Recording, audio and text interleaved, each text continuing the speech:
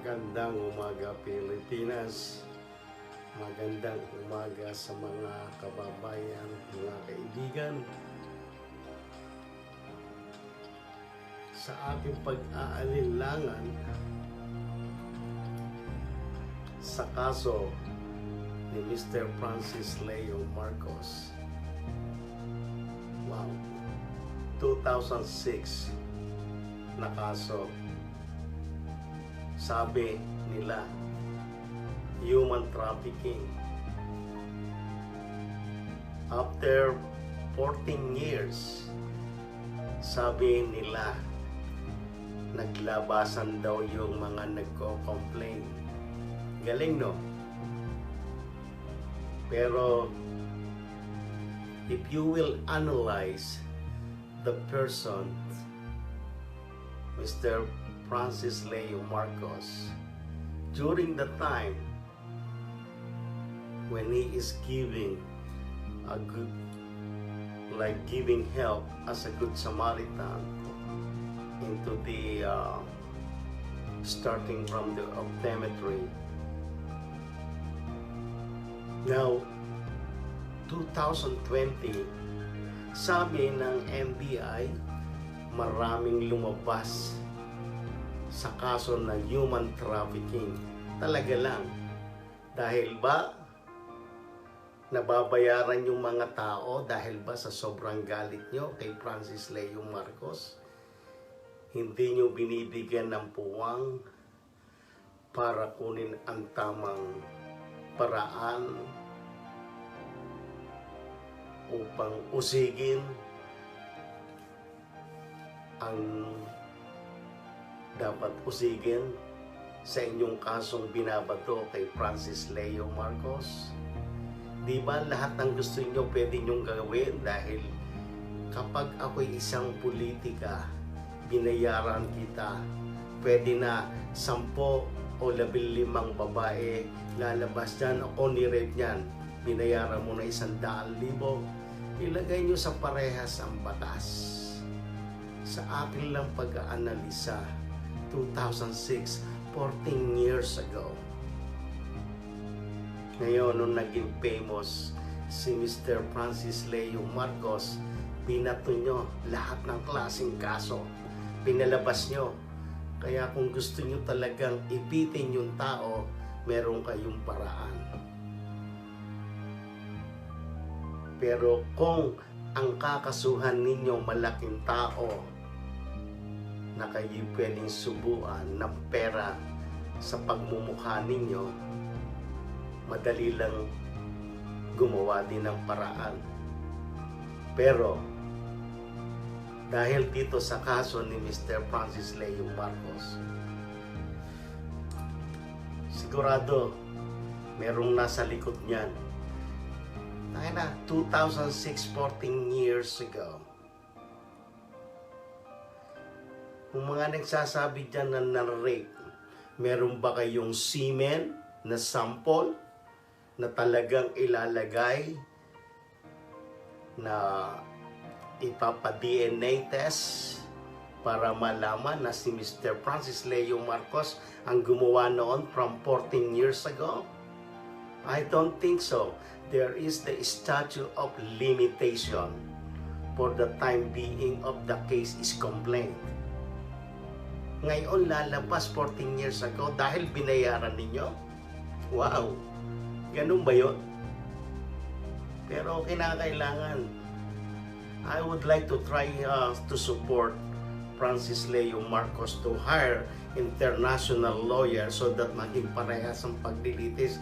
Dahil nakikita ko hindi kayo parehas ang batas. Dahil kung sino man ang abogado na hahawak kay Francis Leo Marcos, pwede nyo silang pigilan to fight and debate the case. Because 2006 case, that is 14 years ago. Sasabihin nyo, ngayon lang lumabas ang mga nagko-complain. That is ridiculous. Bakit? Binayaran nyo para lumabas yung mga taong yon? At meron ba kayo? Yun ang tanong ko sa inyo. Which is the one of the rape case. The rape case to be the evidence, the Siemens, to all, not the hearsay, not the words. File a case against me, your words against me. There's no case. The rape, you have to have a sample of everything, to all evidence. So we may need to hire the international lawyer para maging parehas ang laban. Hindi yung kinokondenan nyo yung mga counsel ni Mr. Francis Leo Marcos. Hindi ako nagbibintang, pero opinion ko lamang yan. Hindi ako kampi kay Francis Leo Marcos, pero kinokondenan ninyo ang malayang pagtatanggol sa taong nangangailangan ng kanyang karapatan. Binato nyo lahat ng kaso laban sa kanya from 2006, ngayon lang lalabas, mga gunggong kayo. Ang batas na inyong pinaiiral ay bayaran kayo ng mga tao sa gobyerno. Hindi ko alam kung sinong mga nasa likuran ninyo. Dahil 2006, 14 years ago, I can't believe, rape case. Ilabas nyo ngayon yung lahat na balahibo, lahat ng semen, or whatsoever you can get to this person of this woman. Kung maipakita ninyo na meron DNA test into this particular case of rape for Mr. Francis Leo Marcos, I will salute you. 14 years. There is a statute of limitation if there is no findings of evidence, if you did not caught him in the act. It's only the hearsay. Everybody can file a complaint. Dahil alam nyo na maraming pera, sasabihin nyo ninakaw, ipakita nyo yung ebidensya. Maraming lumalabas, nagkakaso ng estapa. Siyempre, lalabas yan. Magkano bayad nila? Magkano bayad nila? Yun lang gusto kong malaman. Magkano ang bayad nila? Ha? Tsaka yung mga tao dyan, huwag ninyong kondenahin yung mga opinion ng iba. Hindi ko kayo kinokondena ang inyong mga opinion. Kung mali ang opinion nyo na yan eh. Hindi ko kayo pipigilan kay masama o mabuti ang inyong opinion. That's your opinion. This is a freedom of speech. You have the privilege. Everything you like to say, it is your privilege and it's your freedom.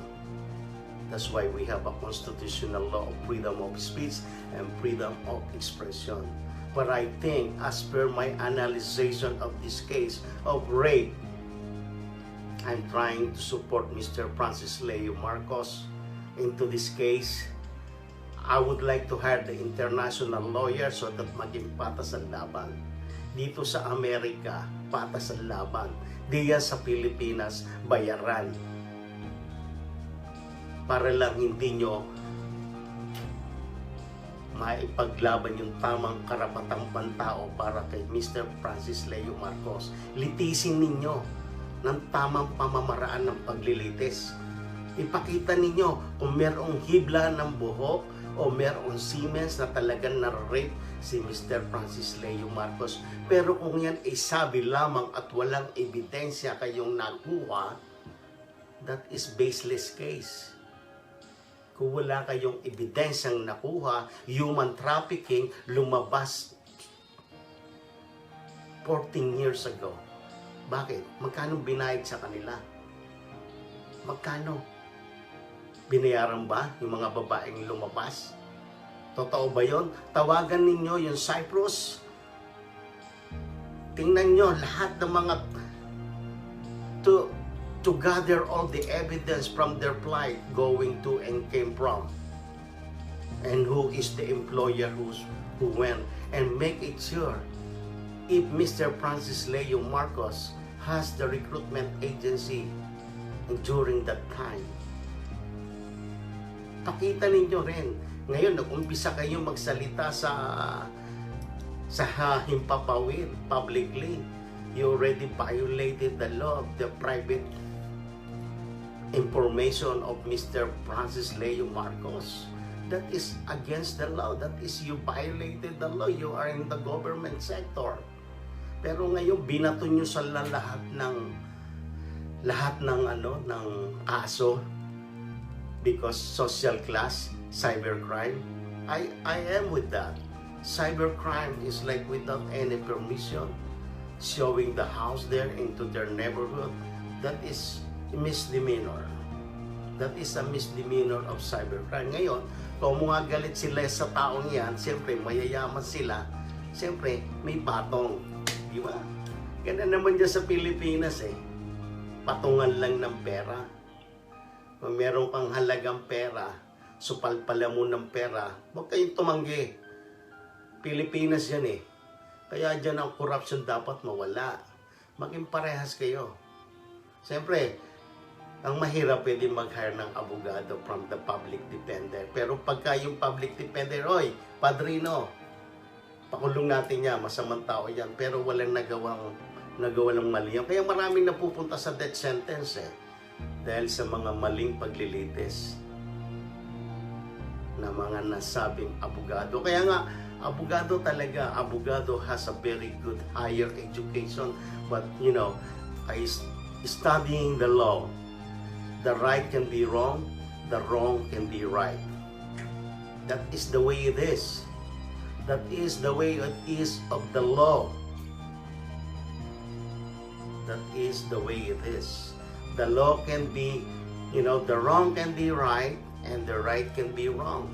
And now, kawawang Mr. Francis Leo Marcos, yung mga counsel nila, hindi makapagsalita dahil natatakot sila, di ba? Palabasin natin ganon. This is my opinion. This is my privilege to speak what is my opinion. At kung may problema kayo sa opinion ko, so be it. Each and every one of us has an opinion to express because we are under the Constitution of freedom of speech. Ngayon, I am just expressing what is behind it. Diba? Para hindi makalabas si Mr. Francis Leo Marcos, papatungan nyo ng kaso eto, kaso niya dito, kaso niya doon. The cybercrime is only a misdemeanor unless that he killed someone. It was showed in the computer technology. It's still bailable. But now, sinasabi ninyo the estafa, pinalabas yung mga tao, litisin ninyo yung tao. Ipakita nyo lahat that the paperwork, all the information of all the findings, information. Tsaka, yung mga tao dyan, vloggers sa YouTube, huwag niyong awayin yung mga supporters ni Mr. Francis Leo Marcos dahil sila yung mga taong may puso. Huwag niyong pigilan kung anong gusto nilang gawin. Tulad dito sa mga vloggers, sasabihin ninyo, bawal yung ginagawa nila. Nobody can dictate someone to do whatever they want into the social media. As long as they're following what is the guidelines.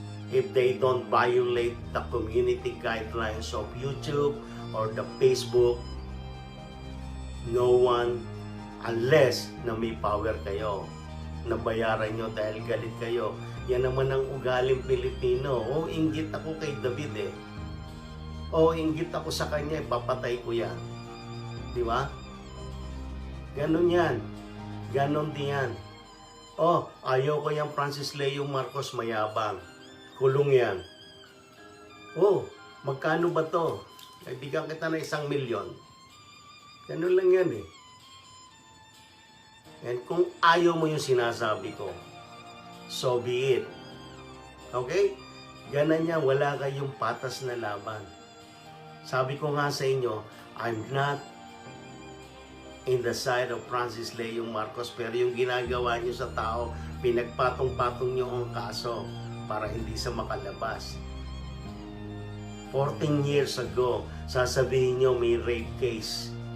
Meron ba kayong ebidensya ng Siemens? Meron ba kayong ebidensya?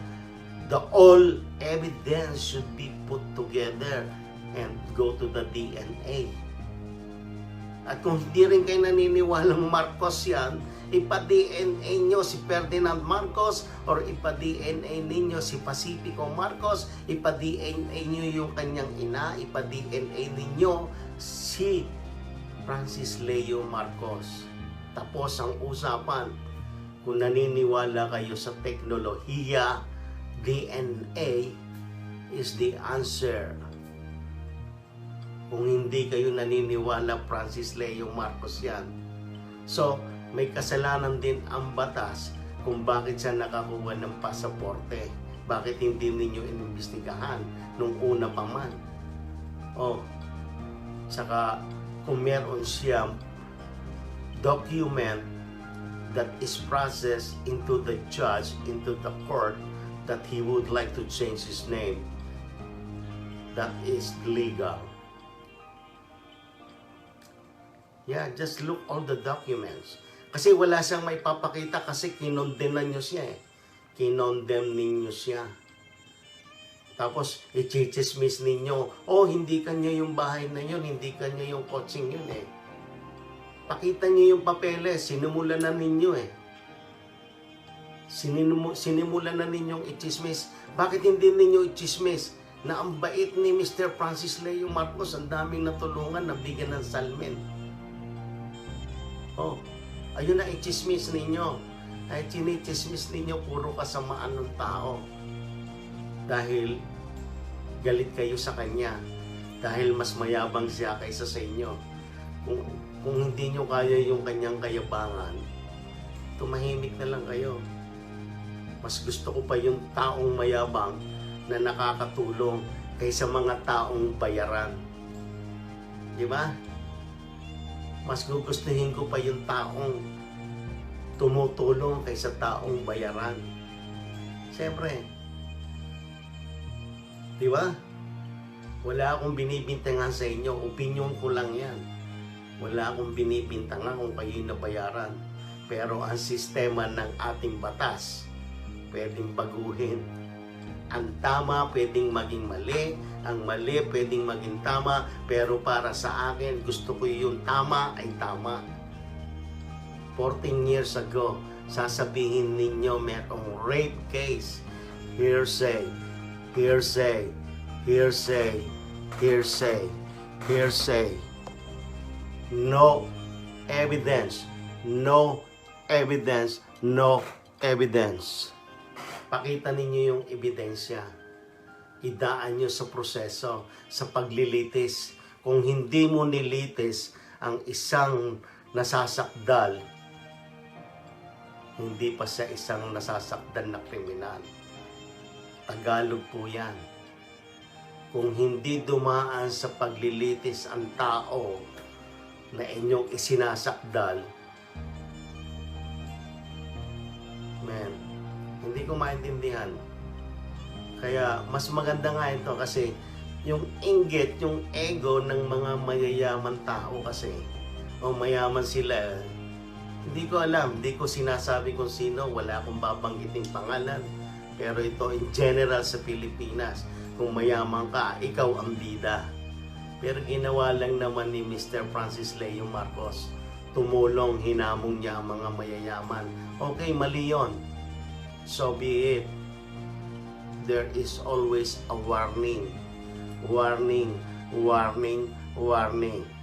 If that is the offense, is a misdemeanor offense. Kaya nga uulitin ko uli,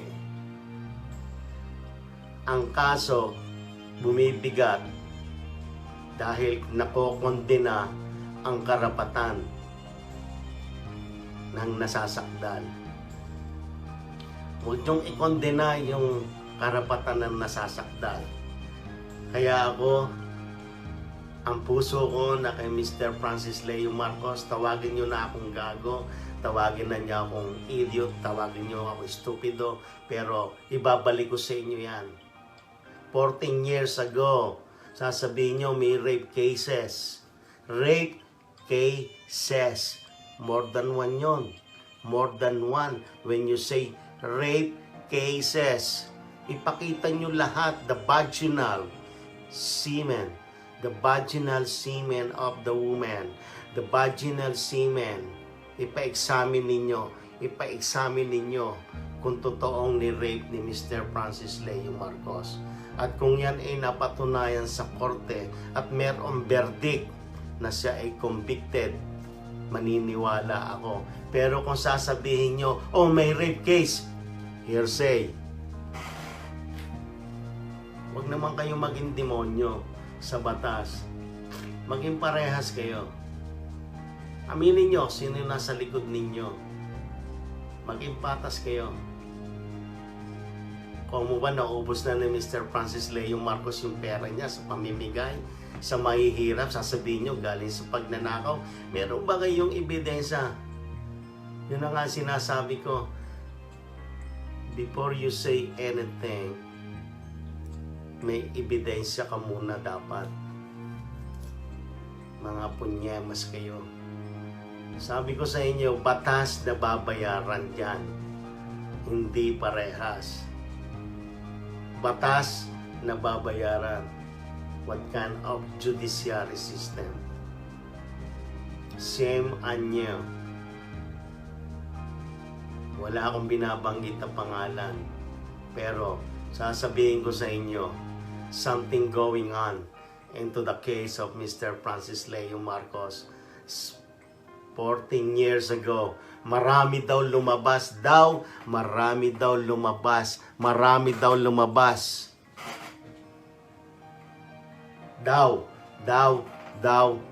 It meant to say, salita nila. Ipakita lahat ng ebidensya at litisin yung tao. Bigyan siya ng karapatan. Yung kanyang manananggol. Ako naman natatawa sa mga tagapagtanggol ni Mr. Francis Leo Marcos. Takot ba kayo? Takot ba kayo sa kalaban ni Mr. Francis Leo Marcos? I would like to hire the international lawyer so that maging patas ang laban. Kahit isang kriminal may karapatan, pero hindi ko siya pwedeng tawaging kriminal dahil there is no verdict from the jury or from the process of the trial. You cannot convict the person hearsay. Please, kung gusto ninyo akong ikulong nyo, ilabas yun si Mr. Francis Leo Marcos para maipaglaban niya ang kanyang sarili sa kanyang hinaharap na kasong sinasabi ninyo. Ikulong ninyo ako. Ako ang papalit dyan sa NBI. At sasagutin ko lahat ng inyong mga katanungan. Kung ano man ang gusto nyong itanong by law in every category of law. I will answer you every question you may have. Aminin ninyo, 14 years ago, hindi nyo inabala ang tao. Pero ngayon, nung siya ay nagkameron ng 1 million followers, tsaka kayo lumabas. Magkano binayad sa mga lumabas? Magkano ang binayad sa mga lumabas? May rape daw. May estapa daw. Magkano bayad nila? Tsaka yung mga tao dyan, lalo ka na Mr. DJ News, wala akong pakialam sa iyo dyan sa Canada. Huwag mong pipigilan ang mga vloggers ni Francis Leo Marcos. Kahit sino sa inyo, wala kayong karapatan na pigilan ang sino man. You are a dictator kung gagawin mo yan. Kung hindi sila lumabag sa batas, ng community standard of the YouTube and the Facebook social media, wala kayong karapatang magsabi, mangyapak ng inyong kapwa-tao. Tandaan ninyo, mga Pilipino tayo, dapat tayo ay magkakaunawaan. Kahit saan bansa, may mga kriminal, pero kung mapapatunayan. Pero just ayusin nyo muna yung batas dyan. Dahil sabi ko nga sa inyo, alam ko, ang ugaling Pilipino, kapag ikaw'y na-engage sa isang tao, ikaw'y ma-influensya, magkanong halaga, pwedeng bayaran. Pwedeng bayaran. Di ba? Pwedeng bayaran. Aminin. Aminin. Dahil, uulitin ko uli, 14 years ago, sinabi ninyo, rape cases. Rape cases is more than one. Prove it. Prove it. Prove it.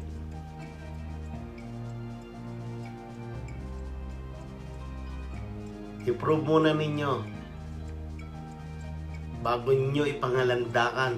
Kaya binabalaan ko uli ang si Erwin Tulfo, Percy Lapid, Teo Macalma. Men, mga punyemas kayo, mga inutil kayo. Kung gusto nyo kayo respetuhin ang kapwa ninyo, lumagay kayo sa ayos. Tsaka yung mga taong galit kay Francis Leo Marcos, wala akong pakialam. Opinion ninyo, that is your opinion, that is the privilege of each and everyone to express your opinion, whatever you may have, good or bad. It is always acceptable. Hindi ako nangaaway, sinasabi ko lang kung ano yung aking opinion. Batas Pilipinas, nababayaran. Di ba? Aminin. Mabigat na ako sasabihin nyo sa akin. Opinion ko yan. Hindi ko inaakusahan. Opinion ko. Bakit? Inyong pag-isipan, yung mga taong nakakaalam ng batas, 14 years ago, the case 2006, mahigit na 1 dekada. Rape cases, sabi nila, hearsay, hearsay, hearsay.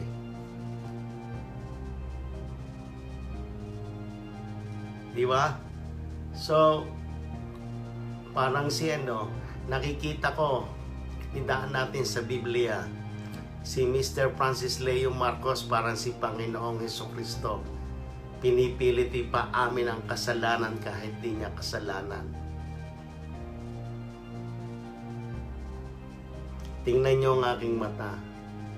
Kung kayo'y galit sa akin, pagpalain ka ng mahal na Panginoon. Dahil ako, wala akong pag-iimpot na masama sa aking kapwa. Gusto ko lang malinawan ang mga nangyayaring hindi naman dapat mag-isip ako ng ganito, pero sa nakikita ko, pinagkakaisahan ninyo ang walang kalaban-laban si Mr. Francis Leo Marcos. Laging sinasabi nyo, puro kasamaan. Meron tayong paglilitis sa hukuman. At sasabihin ko uli, gawin ninyo ang trabaho ninyo. Ikalap ninyo ang buong ebidensya, DNA test to prove if Mr. Francis Leo Marcos is the real Marcos. DNA test, kahit patay ng isang tao, pwede mo siyang i-DNA. Kung hindi pumayag ang Marcos, problema nila yon. Di ba? There is always a DNA. Ako, if I would like to claim I'm a Donald Trump, I could do so. But they have to do that DNA test to me to prove it. Pero bakit din nyo magawa? Bakit din nyo pag-usapan? the DNA test to be performed to make it sure para matapos na tong ating mga pangkaisipan natin na ano kung ano-ano. Tsaka hindi ko maintindihan, pinagpapatong-patong niyo yung kaso ni Mr. Francis Leo Marcos dahil marami daw lumabas 14 years ago. Wow, ang galing ninyo. Sino ang namigay ng pera? Sana yung mga pinamimigay yung pera, itulong ninyo sa mga nangangailangan. Ako, kahit pa sinong magalit sa akin dyan, wala akong pakialam. Wala akong pakialam. Karapatan pantao ang aking ipinaliliwanag at this is my freedom of speech to say so. Kaya kung kayo ay galit sa akin, sabi ko sa inyo, wala akong magagawa.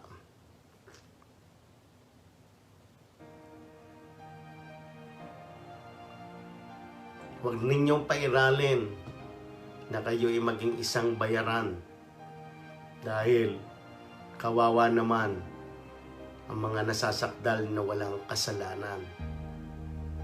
Dapat tayo, lalo na yung mga vloggers, wala rin akong pakialam sa mga inyong anti-FLM. Lahat tayo may kanya-kanyang opinion. Magbigay kayo ng opinion ninyo. Okay lang, pero wag naman kayong magmumura sa inyong kapwa vloggers ng ganito. Huwag kayong mag-akusa ako. Hindi ako nagmumura, pero punyemas. Punyemas, anak ng teteng. Hindi mura yan. That is my expression to deliver the message. When I delivering the message, and if you don't get my message, if you think my message is nonsense, so be it. But at least, this is my opinion, how to deliver the message. And if you don't agree what is the message I deliver, it will be up to you. But naniniwala ako na kinokondena ninyo ang karapatan pantao, isinasakdal ninyo ang hindi naman karapat dapat masakdal. Dahil bakit? Inggit kayo sa kabutihang ginagawa ng isang tao. Dahil kung sa totoo lang, kung inyong mamamasdan at mamamasid lahat ng video ni Mr. Francis Leo Marcos, kung alam niya talagang meron siyang kaso, bakit lumaladlad siya? Nandiyan. Bakit hindi lumabas noong 2010? Noong 2010, bakit hindi lumabas yung mga nagre-reklamo na ni-rape siya? Sasabihin nyo natakot? That is maling katuwiran. Abogado ka pa naman. Wala akong binabanggit na pangalan, pero kayo ay puro bayaran. Diba? Kasi maraming may galit kay Francis Leo Marcos. Pwede kayong supalpalan ng sandamakmak ng kanilang kayamanan. Kaya nakakahiya, wala kayong patas na laban. Pero ako, gusto ko siyang ipaglaban sa kanyang karapatan. Patas niyo ang laban. Kung siya'y makumbicted siya, okay lang sa akin. Pero idaan niyo sa tamang pamamaraan. Huwag niyo sasabihin daw.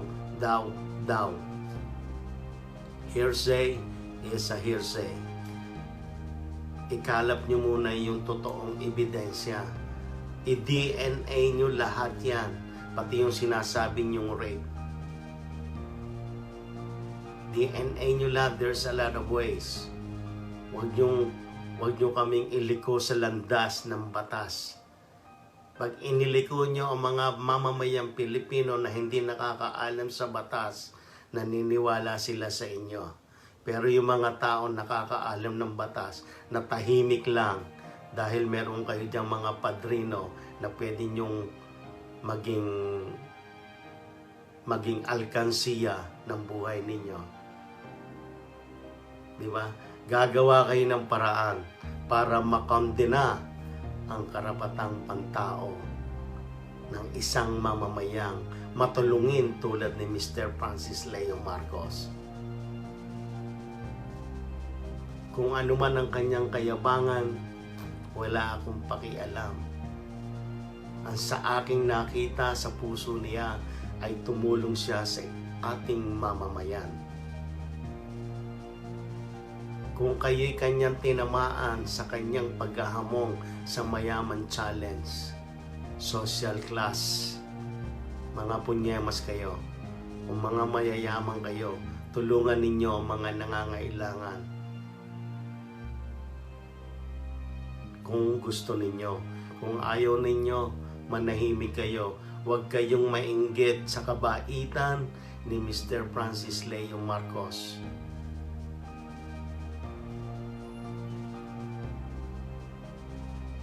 I would like to hire the international lawyer for Mr. Francis Leo Marcos para maging totoo lang ang batas dyan sa Pilipinas. Nakakahiya kayo.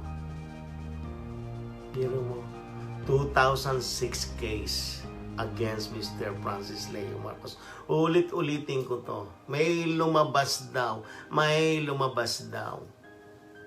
Fuck that. Alright? I don't buy it.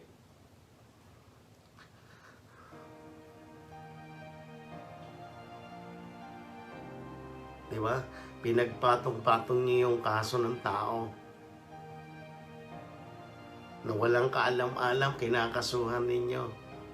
Sasabihin ko nga sa inyo, ako David Ilagan, akong ikulong nyo, ilabas nyo si Francis Leo Marcos para ipaglaban niya ang kanyang karapatan.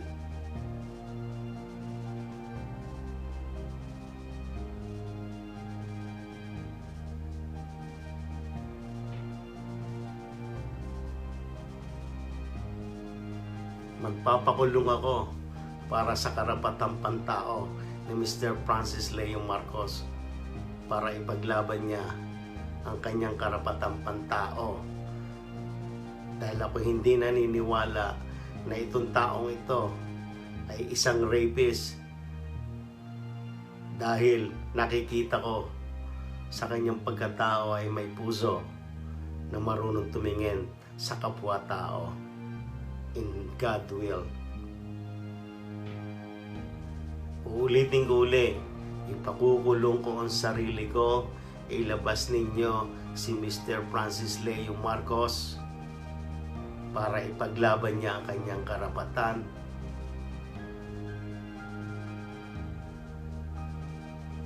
At kung siya may pananagutan sa batas, may paglilitisan, kung matalo siya sa batas, tuloy ikulong niyo pa rin ako.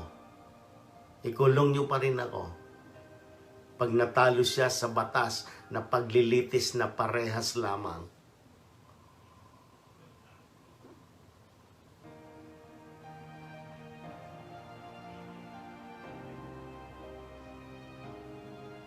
Kasi hindi parehas ang batas eh. Kasi kapag ikaw'y mayaman, pwede kang magbayad. Aminin ninyo yan. Dahil yan lang ang isang katotohanan. Dahil ang batas, pwedeng mabali, pwedeng matuwid.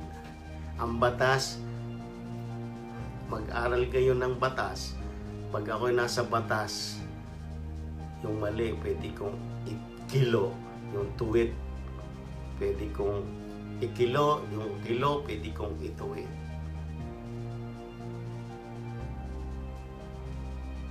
Kaya, sana yung mga pinanumpaan ninyo na kayong mambabatas, maging parehas kayo. Diba? Huwag kayong tumingin sa mga mayayaman. Dapat lahat tayo ay pantay-pantay. Ako'y nagpapasalamat kay Mr. Francis Leo Marcos sa kanyang pagtulong sa kapwa dahil siya ay makatao. Ang ipinaglalaban ko dito ay karapatang pantao. Dahil Dahil hindi pa siya napatunayan sa batas na siya ay nagkasala, pero siya ay inyo na siyang hinuhusgahan. Uulitin ko pa ba uli yun? Hearsay, hearsay. Sabi-sabi lang. Uulitin ko uli, magpapakulong ako para kay Mr. Francis Leo Marcos. Ilabas ninyo siya para ipaglaban niya ang kanyang karapatan, at kapag siya'y natalo sa paglilitis na kanyang kasong hinaharap, isama niyo pa rin ako sa kulungan. Handa akong makulong. Dahil nakita ko ang kanyang kabutihan galing sa puso niya.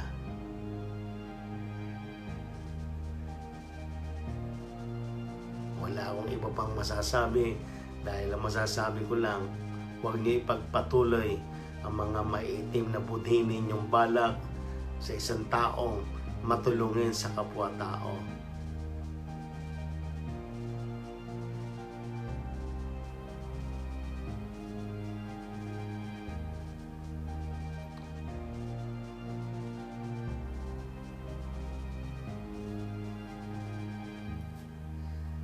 Dahil ang ginagawa ninyo sa ngayon ay hindi makatao.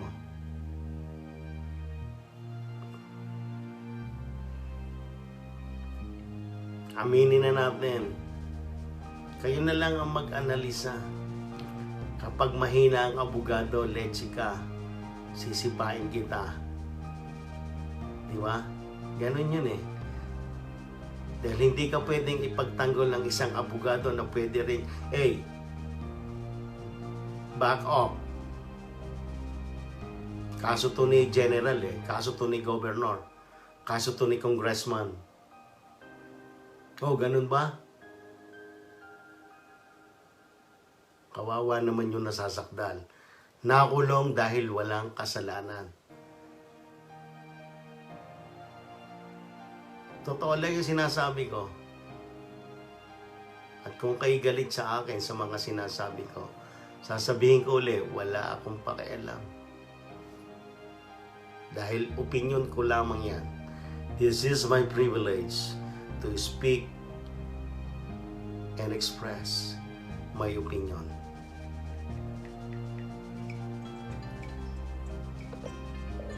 And if you disagree with my opinion, so be it. This is my opinion.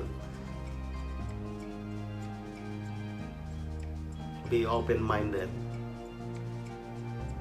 Hindi ko ikinahihiya kung maging sino ako.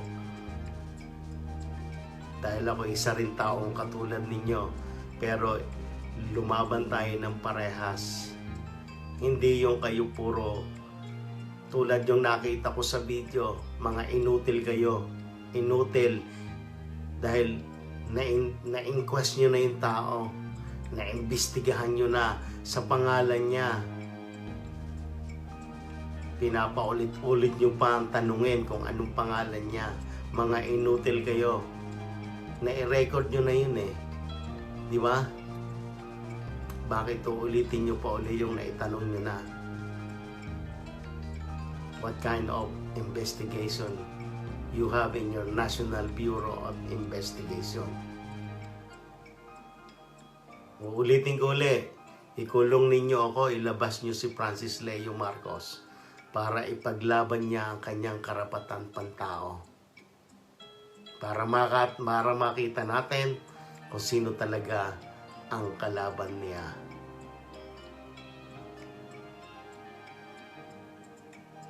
Kahit pa ako bitayin ninyo ako.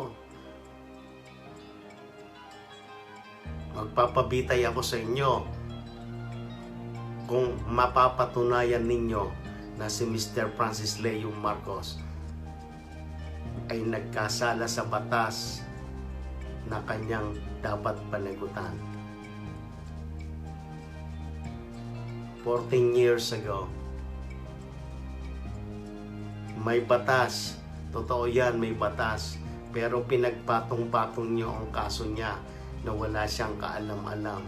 Dahil sasabihin nyo, may lumabas daw, may lumabas daw. Kawawang nilalang.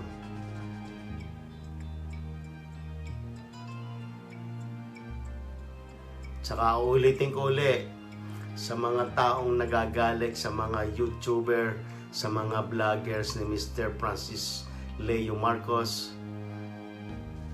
huwag ninyo silang awayin. Wala kayong pakialam kung ano man ang kanilang ginagawa. Hanggat hindi nila nilalabag ang batas ng social media, follow the guidelines of the community guidelines set up by the YouTube and set up this Facebook. That's their responsibilities.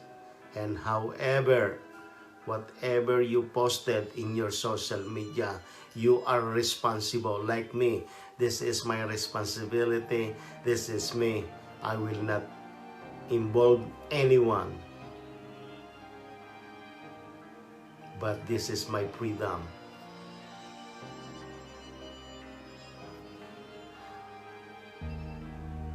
Lahat pinupunan ninyo. Pinapasama nyo ang maganda.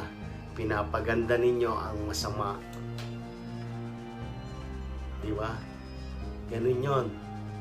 Kaya dyan sa Pilipinas, marami na ngayong magagandang babae. Dahil yung mga plastic surgery, di ba? Parang ganun din. Pasensya na kayo, isang halimbawa lang yan. Huwag nyo po ikagagalit sa mga kababaihan.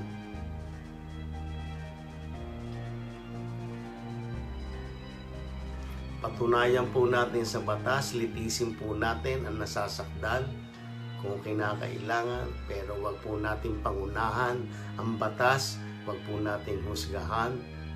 Sabi ko nga ho sa inyo, ako magpapakulo, magpapabitay, ilabas si Francis Leo Marcos para ipaglaban niya ang kanyang karapatan pantao. Dahil ang ginawa ninyo sa kanya, kinondena ninyo ang kanyang karapatan. Don't condemn the rights of the human. Don't let anyone to condemn your rights. Fight for your rights.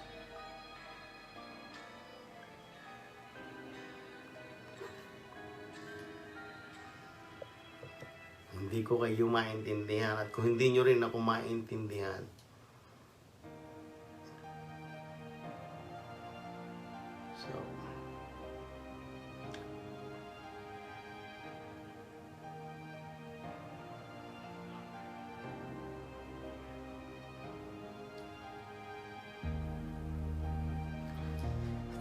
so may sasabihin ako sa inyo bawat isa. You cannot call a person a criminal without proper trial in the court, and if he is determined to be guilty beyond a reasonable doubt. A conviction is the outcome of a trial when a criminal defendant is determined to be guilty. In order to have a successful conviction, it must be determined beyond a reasonable doubt that the defendant is guilty. If there is a jury trial, there is a certain number of jurors that are required to convict a defendant, which is varies depending on the regional trial courts.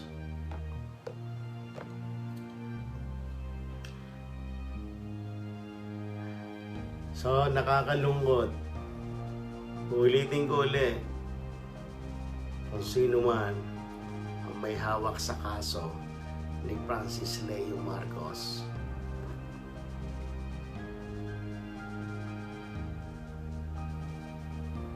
sana walang bayaran.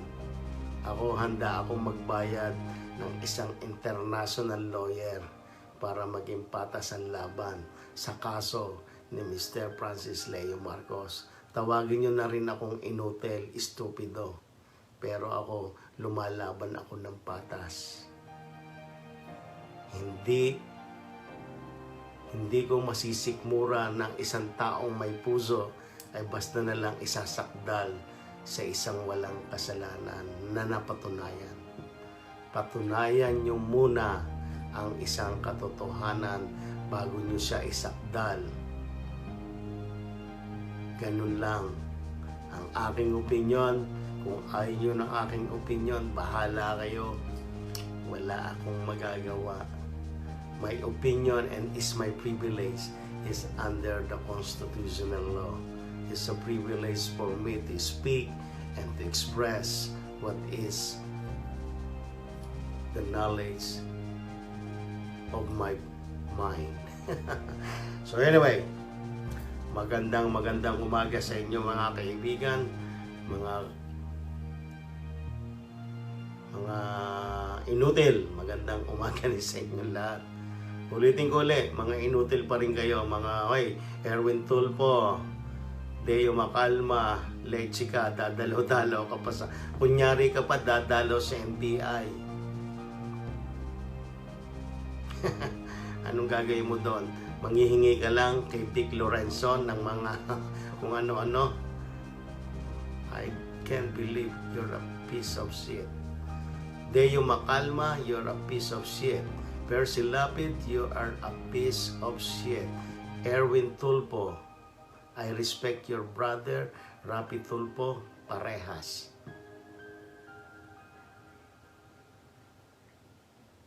Kaya, bagay, magkapatid nga kayo, magkaiba naman ng ugali. Kaya, okay lang yun. I respect to the people who to be respected. Ako, tawagan niyo akong kabayo. Sige. Sisipain ko kayo. Alright, sige. Okay. Magandang umaga. Paalam sa inyo lahat mga kaibigan. To all the vloggers. Francis Leo Marcos. Keep it up, keep it up.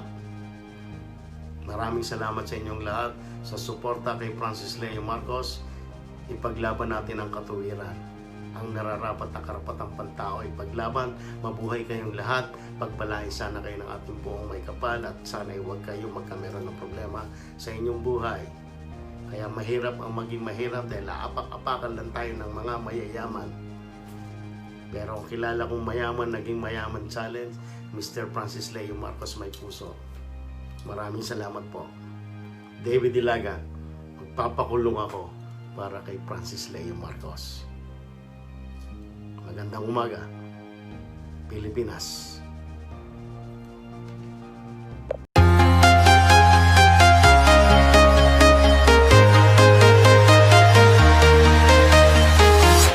I'm walking alone, the streets are empty.